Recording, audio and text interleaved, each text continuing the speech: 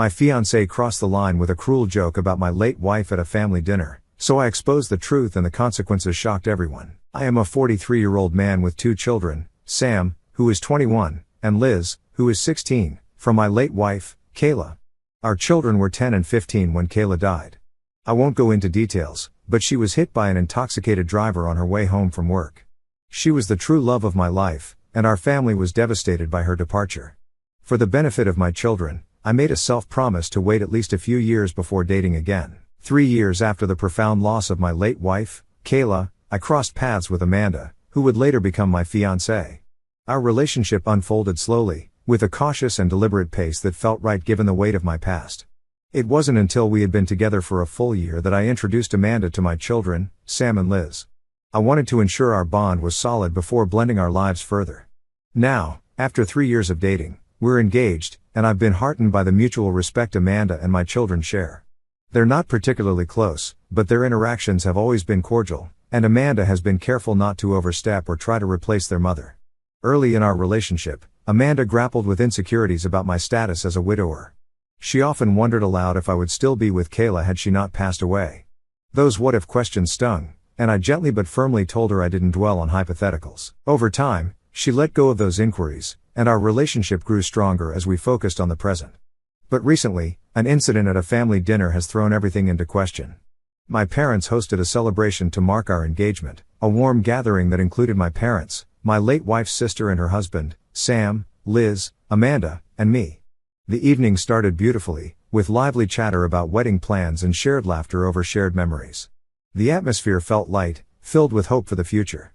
Halfway through the meal, my mother made a heartfelt remark about how grateful she was that I had found a new spark with Amanda, much like I had with Kayla. It was a tender moment, meant to bridge my past and present. But then Amanda laughed, a sharp, unexpected sound, and said, "I'm glad she died, otherwise, I would have never gotten him to myself." The words landed like a thunderclap. I don't think she meant them maliciously, but they cut deeply. The room froze. My children's faces tightened with shock, and the warmth of the evening evaporated. Amanda, sensing the shift, tried to laugh it off, but her attempt only deepened the awkwardness. I was stunned into silence, unable to process what I'd heard. It was the first time she'd ever said anything so callous, and it left me reeling. Liz, my daughter, stood abruptly and walked out to the car, her silence louder than any words. Sam lingered for a moment, his eyes fixed on me as if waiting for me to respond, to fix the moment. But I was still grappling with my own shock. The dinner was effectively over. I mumbled quick goodbyes, gathered Amanda, and we left, the weight of the moment trailing us like a shadow. 3 days have passed, and Liz hasn't spoken to either Amanda or me. The silence is heavy, and it's wearing on me. Desperate for perspective, I turned to Sam, asking what he thought I should do. His response was measured but piercing. "As an adult, I don't care who another adult marries, but I don't want a woman who talks like that about our mother around my sister." His words have echoed in my mind, forcing me to confront the gravity of Amanda's comment. I'm now seriously considering ending the engagement. While this was the first time Amanda has said anything like this, I'm haunted by the possibility that ignoring it could lead to more hurtful remarks in the future, especially ones that might wound Liz further.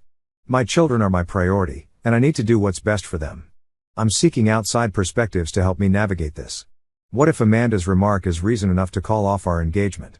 This moment has stirred a storm of emotions and questions. Amanda's comment wasn't just a misstep, it felt like a betrayal of the respect she'd shown my children and Kayla's memory until now. I've spent years rebuilding a life for Sam and Liz after Kayla's death, carefully balancing their needs with my own desire for companionship. Amanda seemed to understand that balance, but her words at the dinner suggest a disconnect I hadn't seen before. I keep replaying the moment, wondering if I missed earlier signs of insensitivity. Was this a one-off, a poorly timed attempt at humor? Or does it reveal a deeper lack of empathy that could resurface? The thought of Liz, only 17, carrying the weight of those words breaks my heart. She's still navigating the loss of her mother, and I can't bear the idea of her feeling unsafe or disrespected in her own home. Sam, at 21, is more independent, but his protective stance toward his sister shows how deeply this has affected them both. I've tried talking to Amanda since the dinner, hoping for clarity. She's apologized profusely, insisting she didn't mean to hurt anyone and that it was a thoughtless joke. But her explanation feels hollow against the pain it caused. I want to believe her, to salvage the love we've built over 3 years, but I can't shake the image of my children's faces. Liz's silence is a signal she's hurting, and Sam's words underscore a boundary I hadn't fully considered. I've always told my kids they come first, and now I'm faced with a choice that tests that promise. Ending the engagement feels like a monumental step, one that would unravel plans we've made and the life I thought we were building. But keeping Amanda in our lives risks further strain on my children, and that's a risk I'm not sure I can take. Your advice has been a lifeline in past moments of uncertainty, and I'm turning to you again for guidance. Many of you have pointed out red flags in Amanda's behavior that I might have overlooked, and your insights have helped me see things more clearly. I'm torn between the love I still feel for her and the duty I have to protect my children's emotional well-being. If I end things, I know it'll be painful, but I also know I'll find peace in prioritizing Sam and Liz. If I stay, I risk damaging the trust we've worked so hard to rebuild since Kayla's passing. What should I weigh most heavily here? How do I balance my heart with my responsibility as a father? Your perspectives, whether gentle or tough, are what I need to make sense of this crossroads. My children deserve a home where they feel safe and respected, and I'm determined to give them that, no matter what it takes. Whoa, after posting this, I never thought I'd receive that much advice so fast. I appreciate all of your comments, including those who referred to me as a bad father. I believe what you said helped me get my head out of the sand. Before talking to my fiancée tonight, I'll attempt to have a private conversation with my kids. We'll see where it goes from there, but I believe my fiancée and I are no longer together. Many people wanted to know when Amanda and I first met, as well as the timing of Kayla's death. I met Amanda around 3 years after Kayla's death, and she has now been gone for about 6 years. I didn't initially bring up their ages since I didn't think it was important, but I can see why others might be interested. Since my fiancée works evenings most days of the week, she departed for work at approximately 5:30 last night. I called my son and asked if he could come over and chat with his sister and me. He lives in an apartment close to his school and attends a nearby college. He chose to live a few blocks from campus when he started college because he wanted to move out yet still be near us. When he got there, I called him and his sister into the living room to speak. After they were both seated, I bluntly informed them that I no longer believed the wedding was going to take place and that Amanda's remark was inappropriate. I apologized to them, as I was advised to do here. I apologized for allowing the stress to rise in our home and for not dealing with it sooner. I told my daughter that I understood why she hadn't contacted me and that I was sorry for letting her believe I approved of anything Amanda said after we got back from that dinner. I felt quite cowardly and wanted to do everything in my power to mend my relationship with my children. My daughter told me throughout the conversation that she was outraged by Amanda's remark, and she was much more offended when I didn't instantly stand up for her mother. She went on to say that for the 2 years she has known Amanda, she has sensed that Amanda has been attempting to gradually distance her and Sam from me. Liz used the time my son moved out to begin his sophomore year of college as an example. Amanda was the one who jumped at the chance to encourage him to move out when he brought it up. Liz claims that the person who encouraged Sam to move out the most was Amanda. To be clear, I never opposed Sam leaving home, but I did let him know that he was free to stay at home while he was in college and even after that until he found a place that suited him. I questioned Sam about whether he moved out because he felt pushed out by Amanda. He claimed that before telling everyone he intended to move, he hadn't felt pressured, but after he made the announcement, my fiancée persisted in pressuring him to do so. Every time she mentions college, Amanda keeps pushing Liz to go out of state. Liz interrupted. Liz has made it clear that she wants to attend the institution Sam is now enrolled in and has no plans to go out of state. According to Liz, Amanda seems to be waiting for her to graduate from high school and enroll in college so that she may move out as well. Many of the comments were correct when they said that Amanda's subtle remarks eventually led to her attempting to drive my children away from me. Liz expressed her concern that too much damage would have been done between us by the time I finally realized how Amanda was acting. I apologized to my children for the delay in my realization and for making them walk on eggshells for so long. I gave them a hug and told them that they are my first concern, not Amanda or anybody else. I made sure to let Sam know that I will always be there for him and his sister, even when they are far into adulthood, because several comments mentioned that my son still needs his father even though he has grown. About 2 hours passed during the entire chat. It was emotional for all of us, and we covered a lot of ground. To put it briefly, Amanda and I are finished. I've made it a point to explain to my children that Amanda, as an adult, is accountable for her words and that none of this is their responsibility. Right now, my kids and I are getting along okay, but they haven't completely returned to trusting me, and it's likely that they won't for some time. That's perfectly acceptable to me. All I want is for my children to feel at home. I intend to speak with Amanda tomorrow, as she has the day off from work. In addition, I want to give my mom a call to find out why she felt it was acceptable to bring up Kayla at the dinner. My daughter is staying with Sam tonight and tomorrow night because I don't want her here when everything goes wrong. I'm not happy with how things turned out with Amanda, but I'd rather have happy, healthy children than a wife again. That's where I am at the moment. I appreciate all of the guidance and even the harsh words, everyone.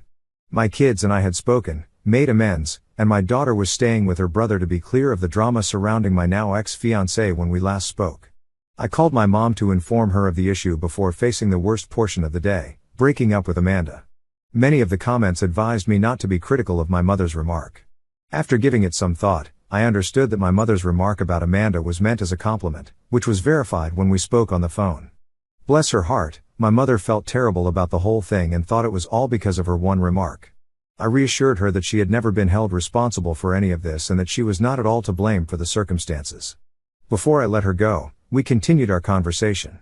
At approximately 9:15 in the morning, the call ended, and I was left to wait for Amanda to awaken. I waited until approximately 11:10 in the morning to sit her down for a conversation because I didn't want to surprise her by waking her up. At 10:30 in the morning, I had my phone set to record in my back pocket because many commenters suggested surreptitiously recording the chat, which I thought was a good idea. Although I didn't anticipate her trying anything extreme, it's better to be careful than sorry. The conversation went about as well as you might think, that is, not at all. We sat in the living room after I assured her that we had to talk and that it was serious. As we sat down, I started talking about the remarks she made about Kayla at my parents' house, how it affected my kids, how it made me feel, and why she didn't apologize or acknowledge it. I informed her that I expected her to apologize to my in-laws, parents, and, above all, my children. Amanda didn't show much emotion during my entire conversation, with the exception of her eyes being a little wider than usual. She asked me directly after I was done, "So, if I apologize to everyone, will we go back to normal?" I bluntly told her no. I clarified that there were other problems besides the remarks she made at dinner. She was trying to do the same with Liz, I informed her, and I knew she had put a lot of pressure on Sam to move out when he wasn't even sure about it. Despite my best efforts to keep my children out of it, I told her that the primary reason I no longer saw a future with her was the way my children described how she treated them. The moment I told Amanda our relationship was over, a heavy silence hung between us, broken only when panic seemed to seize her. Her composure unraveled as she pleaded, promising to make things right with my children and offer apologies to everyone involved. I acknowledged that an apology would be appreciated, but I stood firm, reiterating that our relationship was done. Her tears came in a flood, and she asked, her voice trembling, why I wasn't willing to try to salvage what we had. It was a painful moment, but I explained that, while I still cared for her deeply, I couldn't risk my children enduring the same hurt again. My frustration boiled over, and I demanded to know why she felt entitled to push my children out of their own home. Her reaction caught me off guard, but it aligned with what many of you had warned me about in your comments. Her true character was revealing itself in ways I hadn't fully seen before. In a moment of raw honesty, Amanda snapped, "Well, I had no idea you expected me to spend the rest of my life housing someone else's children." Her words hit like a punch, igniting a fire in me. I was livid. I told her to leave, making it crystal clear that my children were free to come and go as they pleased in the home I owned and paid for. She tried to argue, but her words fell flat against my resolve. Within minutes, she was packing her bags to stay with a friend. As a precaution, I recorded our conversation, about 25 minutes long, shorter than the heartfelt talk I'd had with my kids, and emailed a copy to myself. It's a safeguard, a way to protect my name if needed, though I hope it never comes to that. In the aftermath, I reached out to Sam and Liz to let them know Amanda was gone for good. I assured them they could return home whenever they wanted, and I extended a special invitation to Sam to move back in permanently if he chose. He's still enjoying his bachelor pad, but I wanted him to know the door was open. I also need to call my parents and in-laws to apologize for the chaos this situation brought into our lives. Liz is coming back from Sam's place this afternoon, and I'm looking forward to having her home. Amanda, meanwhile, keeps calling, urging me to reconsider and work things out. While she's not welcome to live here again, I've agreed to let her stop by in the coming days to collect her remaining belongings. It's a small concession to keep things civil, but my boundaries are firm. Truth be told, I'm grappling with a quiet devastation. I still love Amanda, despite everything, and I suspect those feelings will linger for a while. But I know I'll be okay. This moment feels like an opportunity to refocus on what matters most, rebuilding my bond with my children and nurturing the family that needs me now. Your comments and advice have been a lifeline, guiding me toward reconciliation with my kids and helping me navigate this storm. I can't thank you enough for your wisdom and support. Reflecting on it all, the events feel like they belong to another lifetime, a reminder that I'm not as young as I once was. At 44, With Sam turning 22 soon and Liz having just celebrated her 17th birthday a few months ago, I'm acutely aware of time's passage. Since ending things with Amanda, my life has settled into a surprising calm. It's a stark contrast to the turmoil of the past, and I'm grateful for the peace. Amanda stayed at her friend's place for nearly a week after our final conversation. During that time, I took the advice from many of you and carefully packed her clothes and smaller belongings, ensuring she'd only need to return for larger items like furniture and decor. Following your suggestions, I also had the locks changed, a practical step I hadn't considered but now see as essential. When Amanda came to collect her things, the exchange was brief and quiet. She returned the ring I'd given her, though I hadn't asked for it back. There wasn't much to say, and while the silence was heavy, it felt final in a way that brought closure. A few weeks later, Amanda began reaching out again, this time through social media, trying to rekindle what we'd had. Her persistence was exhausting, and I realized I had to protect my peace. I blocked her, and Sam and Liz did the same. Many of you were right when you said my feelings for her were rooted in an idealized version of who I thought she was, not the reality. That perspective has made letting go easier than I expected. It's been over a year since we cut contact, and her silence since then suggests this chapter is truly closed. Looking back, I'm struck by how much this experience has reshaped my priorities. My children have always been my world, but this ordeal has deepened our connection in ways I didn't think possible. Sam's independence and his joy in his part-time job fill me with pride. I can't help but smile when I think he might have someone special in his life, though he hasn't confirmed it yet, a father's intuition, perhaps. Liz, with her relentless drive and consistent honor roll achievements, continues to amaze me. Her final year of high school is approaching, and I'm both excited and a little nostalgic as I watch her prepare for the future. This journey has also taught me about resilience, mine and my children's. They've handled this upheaval with a maturity that humbles me, reminding me that they're not just my kids but incredible individuals with their own strength and wisdom. I'm learning to embrace this new phase of life, one where my focus is on being the best father I can be and cherishing the family we've built. The pain of letting go of Amanda is still there, but it's softened by the love and support of Sam and Liz.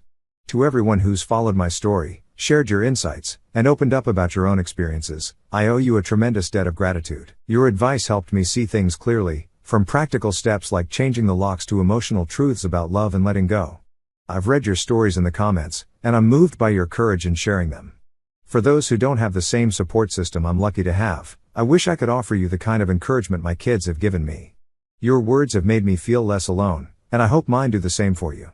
Here's to moving forward, to healing, and to the family that keeps us grounded through it all. After navigating the turbulent waters of my recent breakup with Amanda, I've arrived at a place of profound peace with the idea of remaining alone for the rest of my life. To some, this might seem like a melancholy conclusion, but for me, it's a moment of serene acceptance. The decision to part ways with Amanda illuminated a truth I hadn't fully acknowledged before. My heart still holds a deep, unshakable love for Kayla, a love that overshadows what I felt for Amanda. This realization has led me to understand that pursuing new romantic relationships would be unfair, not only to myself but to anyone who might step into my life. My heart, it seems, is anchored in a past that I cherish, and I'm okay with that. Instead of chasing what might never compare, I find solace in the unwavering love and support of my family, particularly my incredible children, Sam and Liz. They are my anchor, my joy, and my reason to keep moving forward. This entire experience has deepened my appreciation for my children in ways I never could have anticipated. Their maturity and understanding, especially at such young ages, have left me in awe. I always knew they were special, but seeing them navigate this chapter of our lives with such grace has made my love for them grow even stronger. They've shown me that they are not just my children but wise, compassionate individuals who are carving their own paths in the world. Their strength has been a mirror, reflecting back to me the importance of resilience and the power of familial bonds.